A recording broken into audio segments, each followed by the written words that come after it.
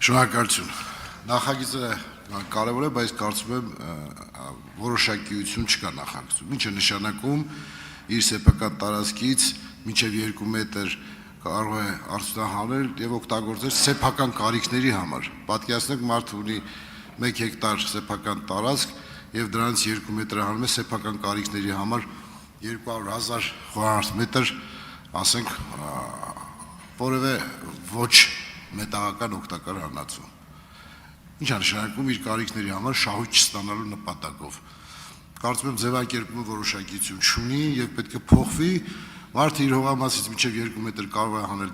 ոչ մետաղային ցանկացած զանգված եւ կարող է վաճառել եւ շահույթ ստանալ եւ վճարել հարկեր։ Ինչն է խնդիրը, որ սա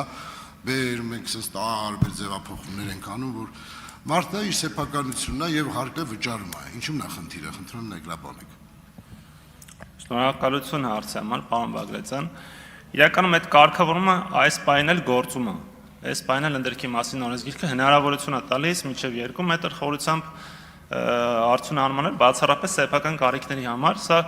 նպատակը այն է, որպեսզի զսպենք օրինակ ապօրին ինդեկ օգտագործման դեպքերը, երբ որ առանց ընդերք օգտագործման իրավունքի, օրինակ բազմաթիվ նմանատիպ դեպքեր կան, ձկնաբուծանեի կառուցման անվանտակ կամ այլ նպատակներով այդտեղից արդյունահանում են անում եւ վաճառում են։ Մենք այս արգելքը նախատեսելով զսպում ենք այդ դեպքերը, որպեսզի հնարավորություն չտանք անձանց իրենց սեփական հողամասերում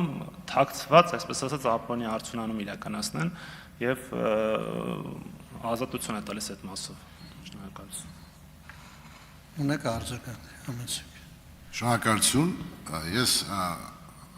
պատճառը չենք վերացնում, հետևանքի հետևից են գնում։ Պատճառը այն է, որ հանքարդյունաբերության համար, լիցենզիայի համար 5 տարի տանում եք մարդկանց բերում եք, հետո էլ տարբեր մեկնաբանություններով, տարբեր արտերով մերժում եք։ Մարդիկ դեռ ասում են, եղբայր, քո հարկը ինչքան է, քո турքի ինչքան է, վճարում եմ, իմ սեփական տարածքից էլ վաճառում եմ, քո հարկն է վճարում եմ։ Ինչի՞ չեք հեշտացնում մարդկանց կյանքը, ինչի՞ չեք թողում մարդիկ կարողանան հանգիստ աշխատել եւ պետության հարկն էլ վճարել։ Եվ ընդերք օգտագործման համար նախատեսված վճարներն էլ հետո վճարեն եւ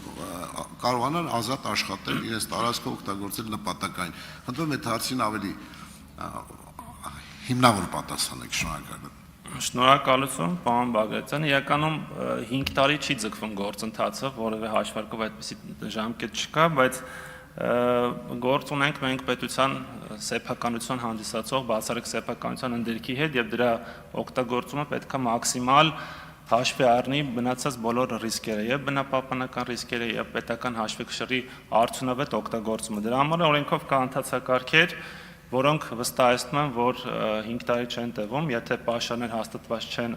ձեռք են բերում ուսումնասիրության իրավունք, ուսումնասիրության արդյունքում պաշար են հաստատում, այնուհետև դիմում են նաև արդյունահանման համար։ Այդ ժամկետները ներառում են եւ շրջակա միջավայրի շմակ փորձաքննություն եւ այլն, այսինքն ժամանակատար process է, բայց այդ բոլոր ժամկետները հստակ ֆիքսված են նաև ընդերքի մասին օրենսգրքով եւ շրջակա միջավայրի ազդեցության մասին օրենքով եւ հետեւաբար բոլոր ռիսկերը կարծես թե մեղմված են, հարատված են։ Շնորհակալ եմ հարցերն